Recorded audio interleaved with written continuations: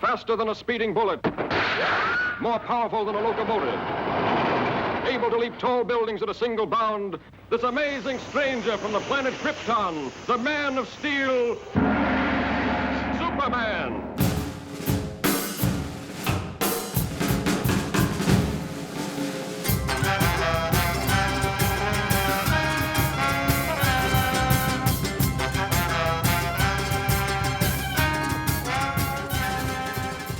Welcome to Amusing Jews, where we celebrate Jewish contributors and contributions to American popular culture. I'm Jonathan Friedmann.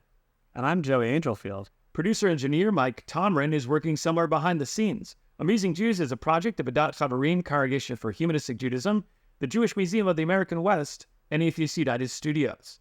Hey, Joey. It's no exaggeration to say that Jewish innovators and entrepreneurs created the American comic book industry.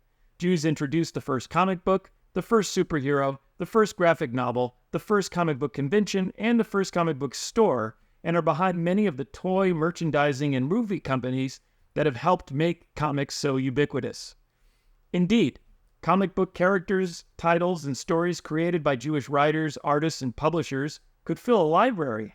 We're delighted to talk with Jeff Treistman, founder of the Jewish Comics Library of Seattle and the author and publisher of Graven, the library's newsletter. He also has a Substack blog, Son of the Wicked Child. Jeff, welcome to Amusing Jews.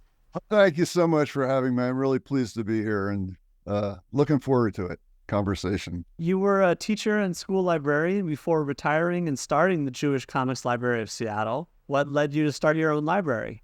Well, it's actually two strands of my life came together. And the one was working as a school librarian. When I was, I did it for about 15 years. And early on, I was asked to engage reluctant readers. How do you engage reluctant readers? And so after thinking about it a while, my answer was, oh, well, I can get them all to read comic books. That should be easy. And it was just to be sort of graphic novels were just kind of starting to make some real headway. Librarians were starting to notice them. And so I just started buying a lot of graphic novels. And I also did a whole bunch of professional development trainings for teachers to get them to accept the fact that they were going to be seeing more comic books, more graphic novels in the school. And that worked out really well. And in fact, it was from the library's perspective, my circulation went up 50% the first year. And then slowly I started getting teachers telling me, hey, you know, I have kids that are reading that never used to read. And then I had the best thing that happened was one of my special education teachers said, Jeff, every kid in my room is reading. They're all reading graphic novels. And at the end of the 20-minute session, because I have like 20-minute free reading, they don't want to stop. I said, yes, that's a success. So that's one strand. The other strand is I do Jewish education for a Sunday school, a member of the Secular Jewish Circle of Puget Sound, which is a humanistic congregation in Seattle. And our Sunday school, runs from K7 up to B mitzvah age. And I had the B mitzvah kids. And I just started using both content from books, because there's so much available, and then starting to get kids to do their own comics. And so that was really successful. So as I was casting about, I was, what are you going to do for this next phase of your life, Jeff? And I thought, well, let's look into this idea. So I started doing some research. I didn't even really, to be honest, I was not a comics book fan as a kid. I wasn't a superhero fan. There's one exception to that. I did like newspapers, comics, and Mad Magazine. So I was big time into Mad Magazine. But anyway, I did a bunch of research and I discovered what a huge amount of content there is and the whole involvement of the Jewish community. It's really an expression of Jewish assimilation in the 20s, 30s, 40s. It kind of mirrored that industry, mirrored the industry I grew up in, which with my father was in the jewelry business, which was at the time in the 50s and 60s almost exclusively Jewish. And there was a reason why, there were Jews that came here with jewelry making skills, but a lot of Jews came and it just was an opportunity that they could get into a kind of a low bar thing. So like other Jewish involvement in other industries, Jewish involvement in other industries like the fashion industry, and of course movies, which turned into a huge explosion. It seemed like, well, this needs to be known. And nobody really knew, when you just like people on the street, did you know that the Jews created the comic book industry? I don't ever do this, but it's rare that people really know that. And when you start doing the research, it's like, yeah, it was completely a Jewish invention, the comic book industry. So, so they came together, and I started raising money and buying books, and response has been good so far. It's interesting you're mentioning Mad Magazine, which, some people describe as a secular Talmud because of its commentary on life. And I certainly grew up with it. And I think Mad Magazine certainly has a big part in my own worldview. It's played a big role. And then on the other side, you have like Frederick Wertham, who is also Jewish, who is a psychiatrist who had this campaign to eliminate comic books in the 1950s, and we don't emphasize his Jewishness quite as much. But, ultimately this idea of comic books and literacy and how early exposure to comics can really not only get someone to love reading, but can really, with the good stuff, give you a sense of how to view the world in a profound way.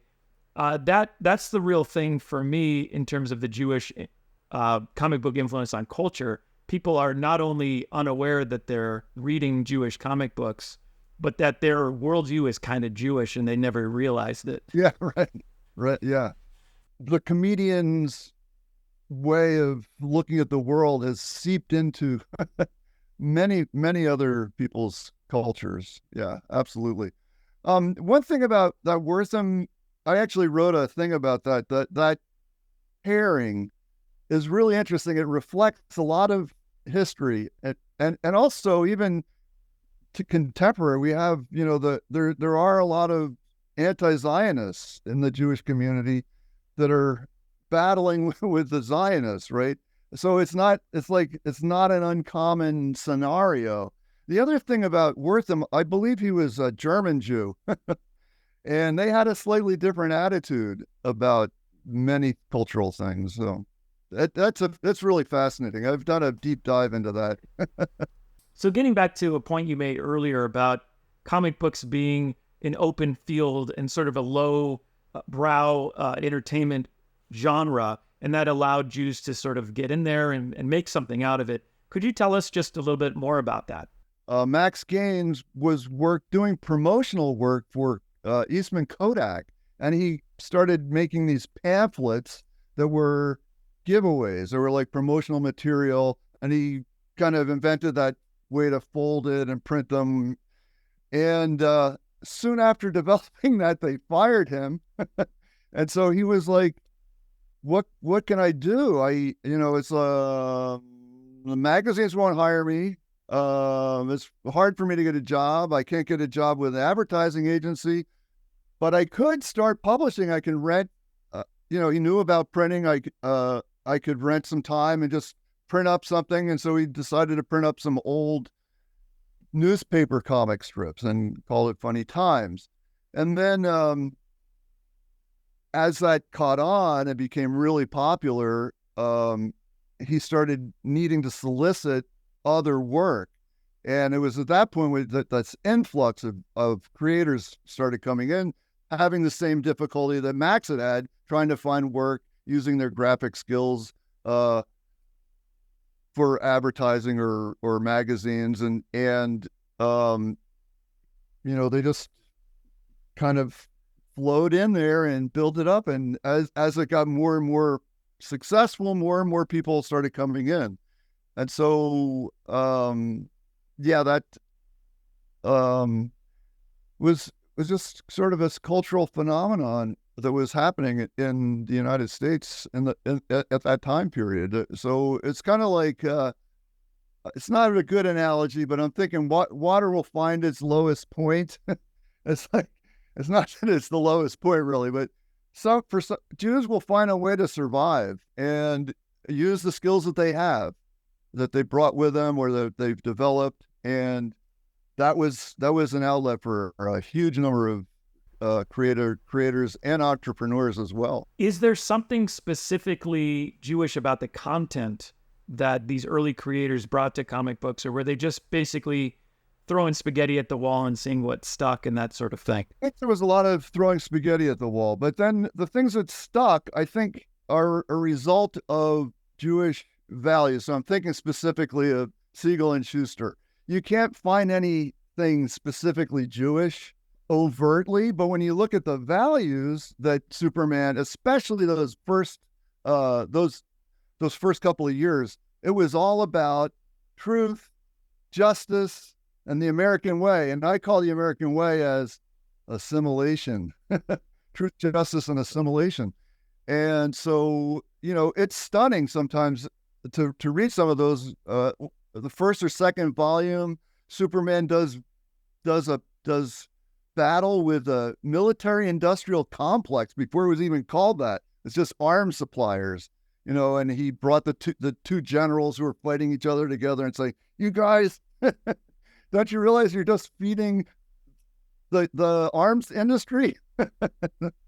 So at first there was no specific Jewish content. You really have to go and look at meta text. You have to know that these guys were Jewish and that the situation that they were in was a rise of fascism.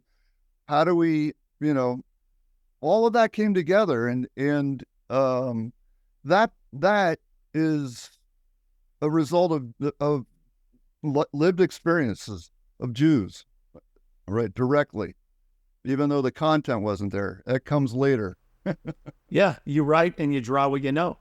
Yeah. Yeah, I keep thinking about Superman being sent by his parents in that little space pod as a allegory for Moses going down the river. And I mean, there's a bit of their Sunday school upbringing in those comics as well. Yeah. There's that. There's Moses, Samson. Also, that was a big inspiration for them. Enjoying the show? Click like and subscribe. So getting to that later, period that you alluded to, what in your mind makes a Jewish comic book Jewish? My definition for the Jewish Comics Library of Seattle is things created by Jews or non-Jews that have Jewish content. And so that's pretty broad. So under my definition, R. Crumb has produced some Jewish comic books. One is called Genesis. Don't get much more Jewish than Genesis. And then he also did a book called Kafka, who also is another interesting Jewish character. Yeah. And then he was married to a Jewish woman and kind of was adopted in, Harvey P. Carr, and he just felt kind of, he had a Jewish feeling. So anyway, so I consider that. And then, a lot of what people produce culturally as a result of their experience, whether it's conscious or not. So you do see that with Superman, but even going further up into the Silver Age, when you get into the Fantastic Four and the Hulk and Spider-Man, it goes from metatextual to subtextual, because they're actually, like with Spider-Man, is actually lives like a Jewish kid, though it's not explicit. but when you kind of like poke around inside the story, you see, yeah, he lived in a Jewish neighborhood, and all this other. There's several other marks. He's a neurotic kid who feels uncomfortable with, around girls and all that stuff, and that's kind of it's stereotypical, but it's still significant. Silver Surfer as well, being kind of the marginalized wanderer of the universe. He has no home, right? Right. Yeah. Exactly. Yeah. So the history of Jews in comics isn't limited to creators. Jewish publishers and editors have played an equally important role. Max Gaines essentially created the modern comic book with Famous Bunnies in 1933. In 1939, John Goldwater co-founded what would become Archie Comics. I was recently reading about Julius Schwartz, the longtime editor at DC Comics who died in 2004. I hadn't realized he co-created the first science fiction fanzine in 1932, The Time Traveler, with Mort Weisinger, who also became an editor at DC, and Forrest J. Ackerman of famous Monsters of Filmland. Schwartz was hired at DC by Sheldon Mayer and was succeeded on the Batman line by Paul Levitz, who would later be president and publisher of DC Comics. I could go on and on. These are just a few examples. Did these behind-the-scenes Jews in comics get enough credit? I don't think so. I mean, I have to be honest. You have a better grasp on those machinations than I do, because I've heard of all the stuff that you're talking about, but I haven't really delved into it to that depth. I think and also I think it also is something that changes over time, because the acceptance, after I'd have to say, after I kind of use Woody Allen as the marker for when things really changed, because he was first big time Jewish characters up front in the movies, right? And then after that, we see more and more of that coming in. So those guys, were always there, but people know who that the studio moguls were Jewish, and but I don't know. I don't know how to answer that question properly, quite frankly. Do they get enough credit? I don't know. A lot of them made a lot of money, so that's some credit and on some metric, right? Jewish women have also been instrumental in shaping the history of comics. We were fortunate to have the late great Trina Robbins on Amusing Jews, who started out in underground comics, was the first woman to draw a Wonder Woman comic, and became a prolific comics historian. Together with Aileen Kaminsky-Crum and Diane Newman, Robbins helped lay the groundwork for post-underground alternative comics. Editor Karen Berger helped expand mainstream comics into a new, more adult direction as editor of DC's Vertigo imprint. Today, there's Lisa Hannawalt, Tilly Walden, and many others. What can you tell us about the impact and legacy of Jewish women in comics? There was definitely a male-dominated industry in the early days. But after the underground comics movement, and we started seeing more personal stories, more memoirs, we saw there's been an influx of Jewish women. I just finished reading Amy Kurzweil's second book, which is Artificial, and it's personal. It's a really just an interesting interweaving of different members of her family, creative people from her family, personal memoir from Leela Corman, right? Miriam Libicki is another one who's kind of up in my neighborhood. She lives in Vancouver. So there's definitely been an influx. But on top of that, there's also been, in the most recent years, in the last 5 or 6 years, number of books about Jewish women in comics. I mean, there's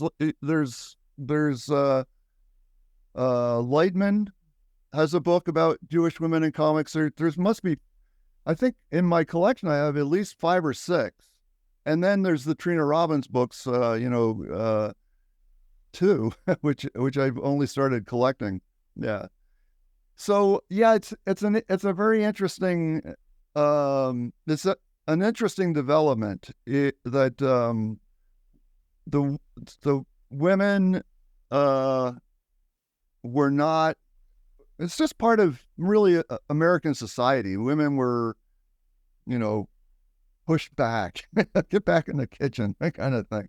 I think it's still emerging. I think in the next 10 years, we're going to see more and more of these memoirs, personal memoirs, because it's hitting on a whole lot of topics that are not brought forward in other mediums, and that's, I think it's just appealing to the women artists at this point.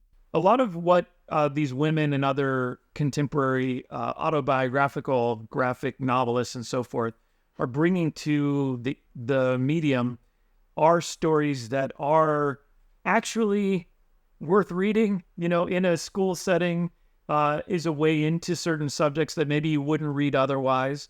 And I think, women in general, and certainly Jewish women, have a lot, we owe them a lot for bringing that diversity into comic books and making it the literature that we see it today. One of the reasons to be doing this project is to show the actual lived lives of Jews, not the heroes or the mythological beings in the Bible or the almost mythological or legendary rabbis of the Talmud. We're just talking about people's lives, how they actually live. And that is just really, really interesting to me. That I think, that's kind of the direction Harvey Pekar kind of started pushing it that way. Just really personal stories. The Art Spiegelman, yes, but that was a whole nother thing too. That was memoir and history. When we're just talking about memoir and just the lives, ordinary lives of people, one of my goals is to really make Jewish culture more accessible to more people. And, so that's partially for Jews as well, because Jews don't really know their history as well as they pretend to. There's a lot of things about Jewish history that people in our era just are unaware of and don't, almost incredulous when you tell them about the different types of, it's not just rabbinic Judaism's one thing. There's other Judaisms. What? Yeah. Yeah, I often think that Jews know stories, but they often don't know history.